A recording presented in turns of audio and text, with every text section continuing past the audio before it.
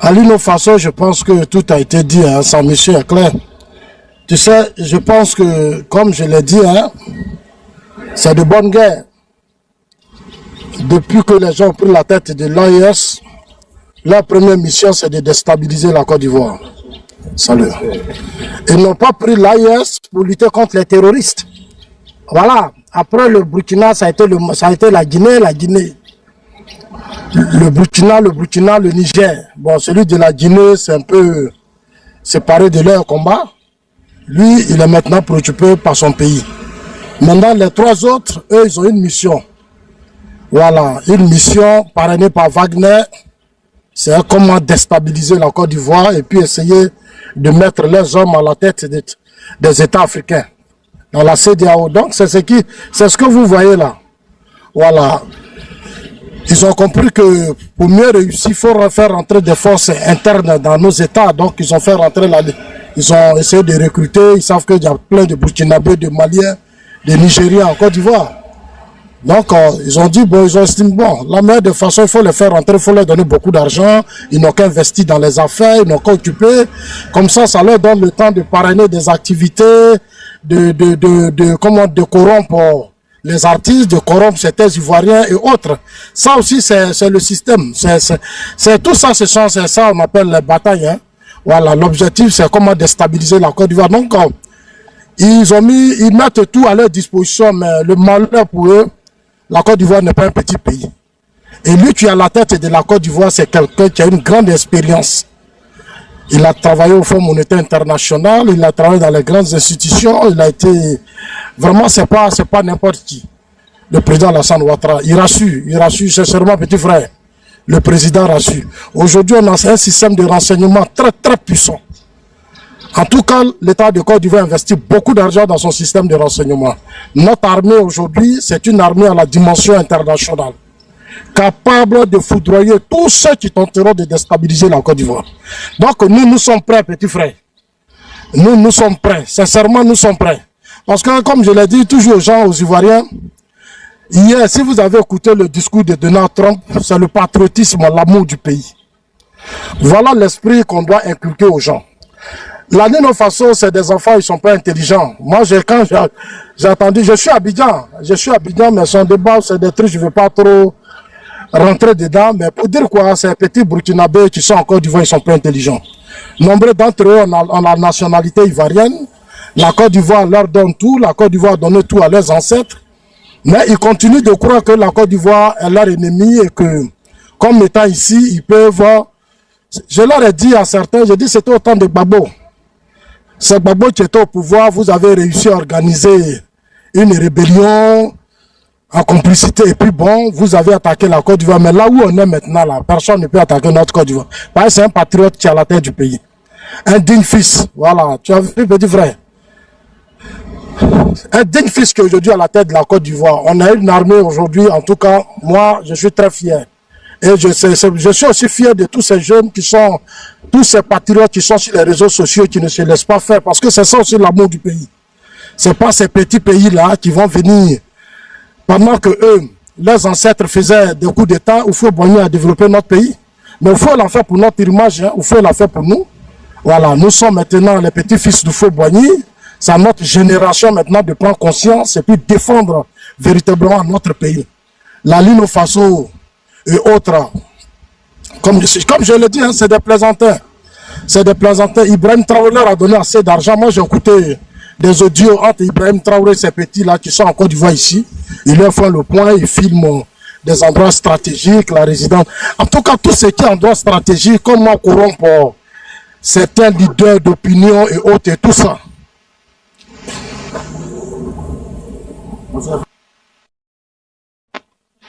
Voilà. C'est pas normal. C'est pas normal.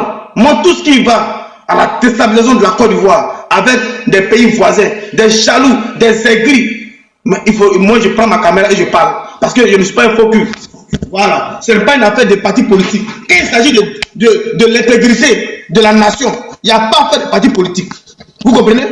Voilà. Si ton pays est déstabilisé là, tu vas rester à l'étranger? Jamais.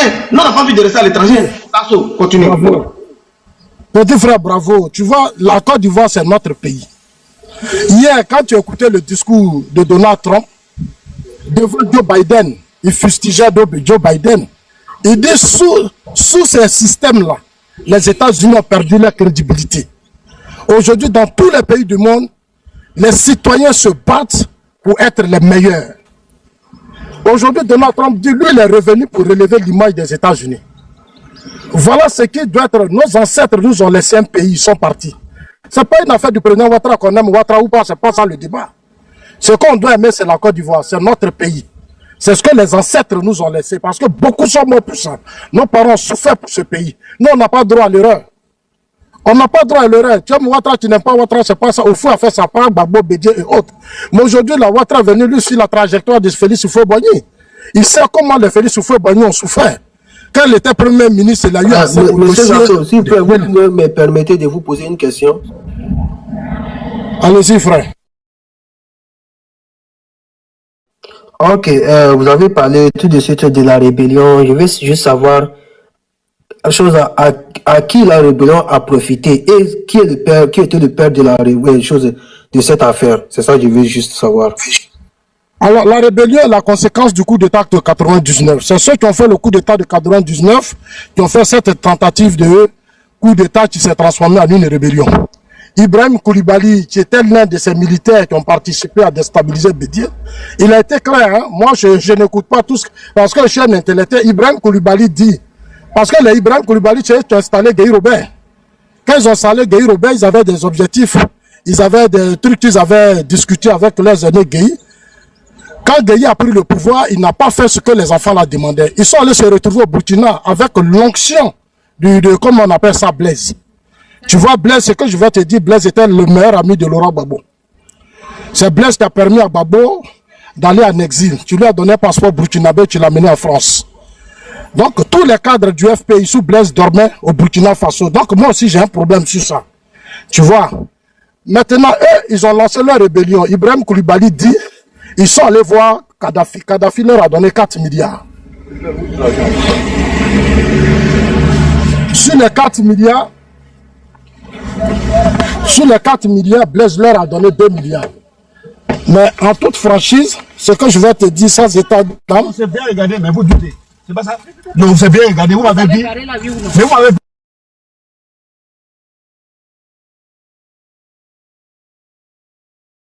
Tapotez, s'il vous plaît, tapotez.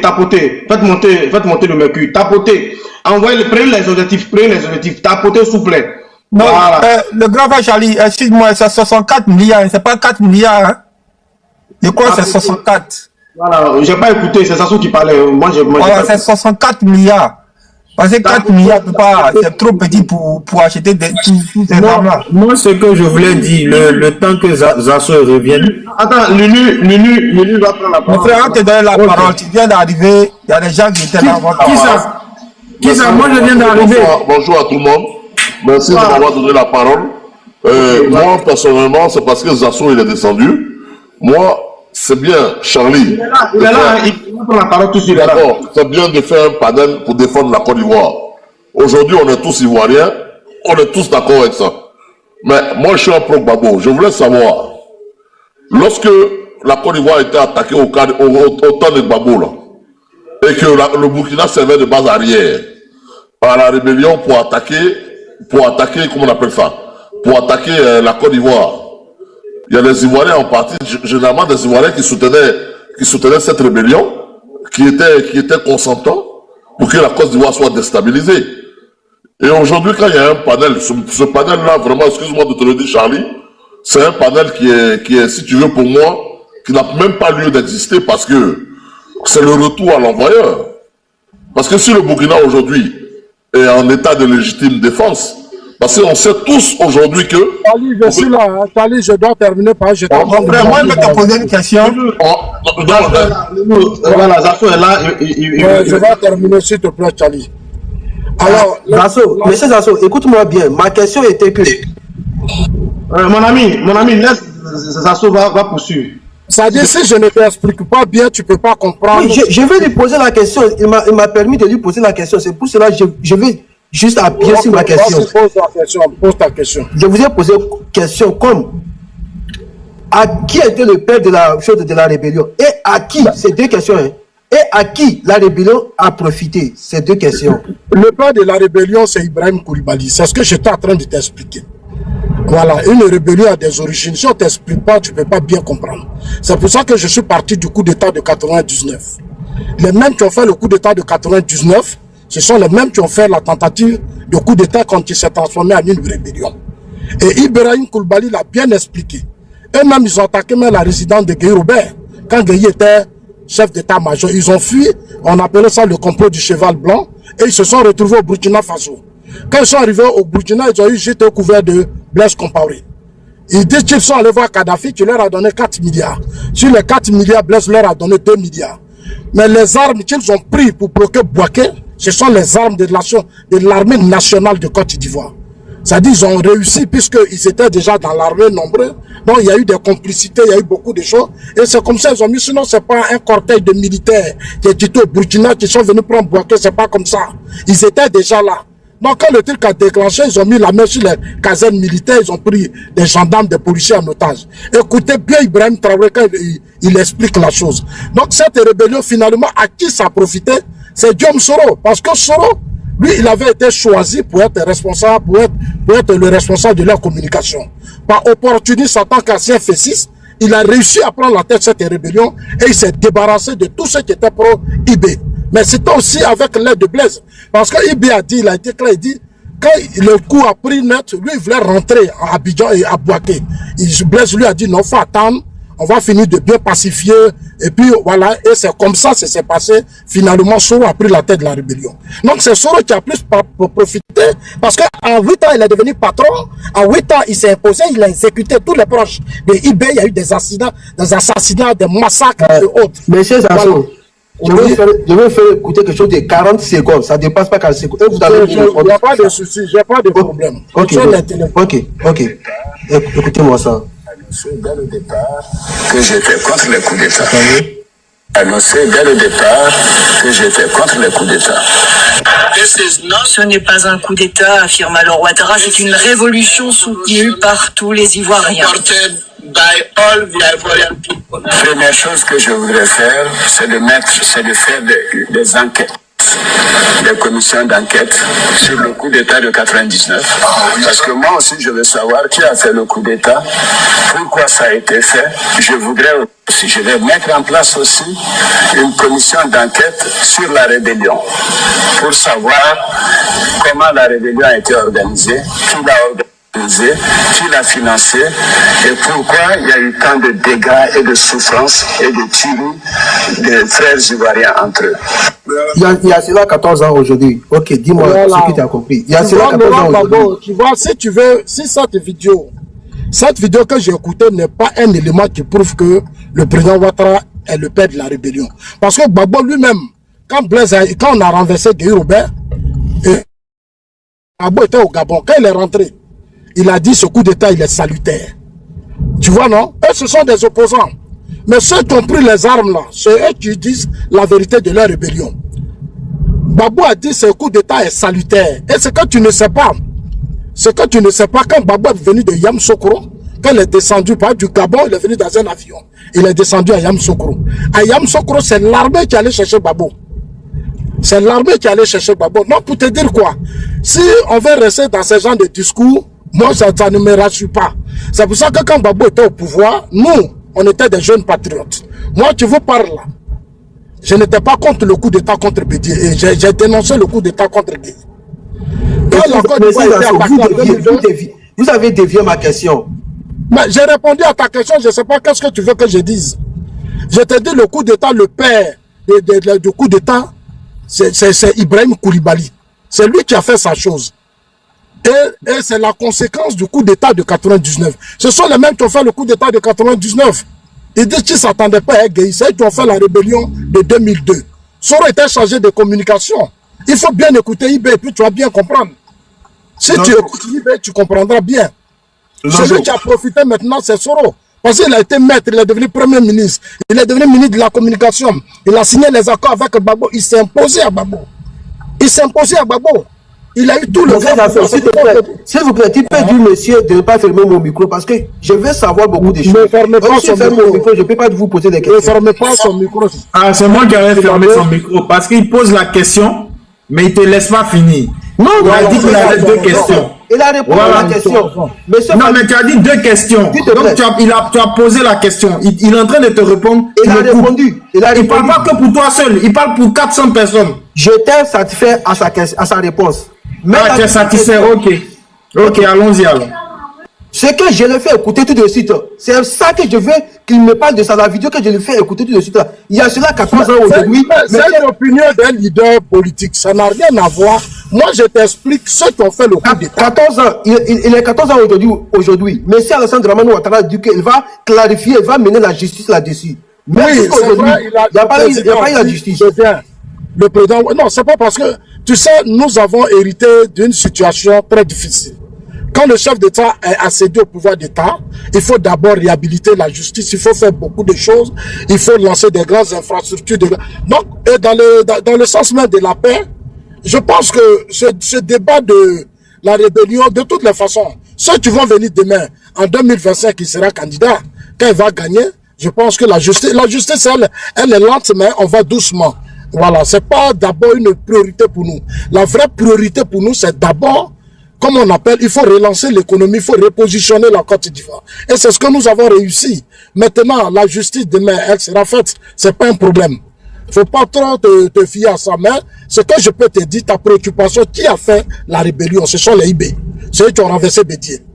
Et ce que tu ne sais pas, le jour qu'on renversait Bédié, la plupart des cadres, tous les leaders d'Akwasi, étaient au plateau avec les militaires. Est-ce que tu comprends? Pour dire que cette affaire-là, c'est un peu trop compliqué. Mais comme c'est les militaires qui ont les armes, c'est eux qui ont fait leur coup d'État. Voilà. Soro n'a été qu'un opportuniste qui a bien profité. Et aujourd'hui, quand Soro venait au début, quand il a pris la tête de la rébellion, il dit non, c'était pour que les gens du Nord portent des boubous, c'était pour qu'on n'arrache plus les cadres d'antenne. Aujourd'hui, il est au Burkina. Il a tenté même de déstabiliser vos institutions. Il y a eu une tentative de coup d'État chez vous avec les Diendéreux. Est-ce qu'aujourd'hui vous avez poursuivi Soro? Vous n'avez pas encore poursuivi Soro. Il est avec vous. Aujourd'hui, vous planifiez des coups avec lui pour déstabiliser la Côte d'Ivoire. Bon, malheureusement, vous êtes des petits pays économiquement faibles. Vous avez trop de difficultés. Donc, ce n'est pas vous qui allez nous déstabiliser. Quand vous regardez notre PIB, ça fait 3 fois ça dit votre PIB là, nous on double ça 3 fois. Donc, vous êtes des petits pays. Moi, ce que je peux dire au Burkinabé, votre AIS là, vous tous, on a la moitié de vos populations sur notre territoire. Faites très attention. Faites très attention. Dites à Ibrahim Traoré, il a quand même beaucoup d'eau dans son vin. Parce que nous ne sommes pas responsables du coup d'État ou de l'instabilité dans lequel le Burkina est. L'instabilité du Burkina a commencé depuis les indépendances. Les Sankara, les Ouedraogo, les quoi, c'est vous qui avez fait vos coups d'État. Le président Ouattara même là, il n'était même pas informé de toute cette histoire. Il s'est trouvé à la BCAO, il était informé. L'instabilité là, c'est vous les Burkinabés. Voilà, donc n'accusez pas les gens. Hein? Si votre pays est pauvre aujourd'hui, c'est vous. Si votre pays est en retard, c'est vous. Ce qui serait sage pour vous, c'est de vous mettre au travail. Mais chercher à défier la Côte d'Ivoire serait une malédiction pour vous. Ça serait une vraie malédiction pour vous parce que nous sommes trop près. Notre pays actuellement là, on est prêt. Hein? Une petite erreur. Je vous le jure, vous les Burkinabés, c'est moi qui vous dis ça. Notre armée actuelle que vous voyez là, nous on a l'argent. Hein? La Côte d'Ivoire est très riche, on n'est pas un petit pays pauvre. Quand Trump parle aux États-Unis, là, c'est pas son pays économiquement fort. Dans la sous-région, là, c'est nous qui faisons l'économie de la sous-région. Si vous ne vous ressaisissez pas, et votre Ibrahim, on va le dégager du pouvoir. C'est moi qui te dis ça. Il faut bien noter ça. Parce que c'est qui fait que vous, les Burkinabés, vous n'avez pas... Et puis le président Ouattara n'est pas votre frère. Arrêtez de dire que c'est un Burkinabé. Il n'est pas un Burkinabé. Ça, il faut que vous enlevez ça dans votre tête. S'il était Burkinabé... J'ai une question moi aussi. Oui, vas-y frère, ta question. Voilà. Tu disais tout à l'heure là que les questions de justice là sont pas les questions prioritaires. Alors, tu ne penses pas que... Non, concernant le point dont il a parlé, pour moi, ce n'est pas pour moi une priorité. Ok. Bon, ça fait quoi? Ça fait plusieurs crises qu'on a connues. Il y a eu en 2000, il y a eu des morts. En 2002, il y a eu des morts. 2004, il y a eu, en 2000, il y a eu des morts. En 2002, il y a eu des morts. 2004. Tu peux couper ton micro, voilà. Donc, comme je disais là, en 2000, il y a eu des morts. En 2002, il y a eu des morts. En 2004, il y a eu des morts. 2010, il y a eu 3000 morts. 2020, il y a eu encore des morts. Et au fait, ça fait plusieurs morts, plusieurs centaines de milliers de morts que la Côte d'Ivoire connaît. Et à chaque fois, on dit la justice n'est pas prioritaire. C'est-à-dire que ceux qui ont été à l'origine de ces morts-là, on ne les juge pas pour tirer les leçons et on avance comme ça. On avance aveuglément. Est-ce que c'est pas le... Je suis d'accord. C'est pas la raison pour laquelle on a toujours des morts. On ne tire jamais les leçons des différents problèmes qu'on a. Je suis tout à fait d'accord avec toi. Mais tu es au pouvoir actuellement. Pourquoi est-ce que vous ne tirez pas les conséquences des différents problèmes qu'on a eu? Puis, je pense que notre régime est un régime très consistant. C'est un régime en tout cas assez responsable. Depuis que nous sommes là, il y a eu beaucoup de procès. En tout cas, il y a eu beaucoup de procès. Et il y a eu, en tout cas, l'État a beaucoup investi dans la justice. Hein. On est en train d'essayer encore de construire beaucoup de palais de justice pour continuer d'évacuer beaucoup de ces dossiers-là. Mais concernant le point, la justice fonctionne normalement en Côte d'Ivoire. La preuve en est que vous voyez tout ce qui se passe. Hein. Tous ceux qui ont participé, en tout cas, moi je suis vraiment très soucieux de la vie ou bien surtout de la mémoire de tous ceux qui sont tombés. Et notre souhait aujourd'hui, c'est pour ne plus que cela arrive dans notre pays. Voilà. Pour de la politique, on tue. Ça n'a pas de sens. C'est pour ça que dans mes vidéos, j'essaie toujours d'être un peu beaucoup dur avec les gens pour dire normalement, la politique doit protéger les humains. Mais chez nous, tellement qu'à un certain moment donné de l'histoire, les gens n'ont pas travaillé, on a été beaucoup paresseux. On a pensé qu'avec le pouvoir d'État, on peut tout obtenir facilement. Tu vois, non, ce qui fait qu'on a fait tellement d'erreurs. Tout le monde veut devenir président, tout le monde veut diriger la Côte d'Ivoire, et ça nous a mené à assez d'erreurs. Regardez aujourd'hui aux États-Unis, ceux qui sont aujourd'hui à la tête des États-Unis, c'est des hommes compétents, des hommes responsables. C'est des gens qui ont une histoire avec les États-Unis. Ce sont des hommes d'affaires. Et c'est ce genre de comportement qu'il faut inculquer aujourd'hui dans l'esprit de nos hommes politiques. Aujourd'hui, sous le président Ouattara... Ça fait 15 ans que vous êtes là. À quand est-ce que vous allez faire des procès pour ces différents conflits, ces différentes crises qu'on a connues là, pour situer les responsabilités? Cher ami, ces procès auront lieu. Moi-même, je parle souvent aussi de ça. Souvent, je dis même à nos dirigeants, la crise de 2020, tout récent là, il y a eu trop de morts, ça, il faut que ce procès ait lieu. Moi, je dis... Grand frère Zazo, il veut vraiment la justice, mais pourquoi il ne parle pas aussi de la justice quand il y a eu des morts aussi sur le président Félix Houphouët-Boigny? C'est très important. Toi aussi quand même, Houphouët-Boigny, ça fait on ne peut pas aller quand même, toi aussi, on a trop à faire quand même. On ne peut pas aller réveiller les morts d'Houphouët-Boigny. Il y a une génération qui est là, il faut s'occuper d'eux. Il faut construire le pays. Voilà, aller chercher encore les morts de Houphouët-Boigny. Ce Burkina, on s'accroche à ça. Sankara qui a fait un coup d'État. Sankara qui a mis des gens au poteau. Aujourd'hui, vous arrivez au Burkina, on fait le combat de Sankara, alors que Sankara a tué. Normalement, on doit tourner la page de Sankara et préparer l'avenir de cette génération qui est là. Tu n'as pas connu Sankara. Sinon, les Blancs, là, il y a eu la Première Guerre mondiale, la Deuxième Guerre mondiale. Est-ce que vous voyez encore les Russes, les Américains et autres, ou les Français revenir encore? Non. Ils posent des jets de flanc. Si c'est question que tu parles là, moi je suis en Allemagne. Aujourd'hui, les gens sont poursuivis.